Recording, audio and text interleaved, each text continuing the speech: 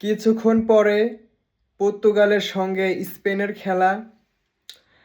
আসলে রোনালদো একটা বিশ্বকাপ ডিজার্ভ করে বা একটা বিশ্বকাপের যোগ্য, কিন্তু আজকে যে দলের সাথে খেলা, স্পেনের সাথে খেলা, আমার মনে হয় না আজকে পর্তুগাল জিতবে। তবে আমি চাই যে পর্তুগাল আজকে জিতুক। যে যাই বলুক ভাই, রোনালদো একটা বিশ্বকাপের যোগ্য দাবিদার।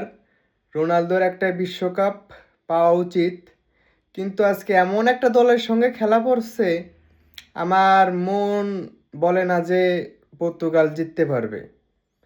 যাই হোক, তোমরা কমেন্টে জানাও আজকে কে জিতবে।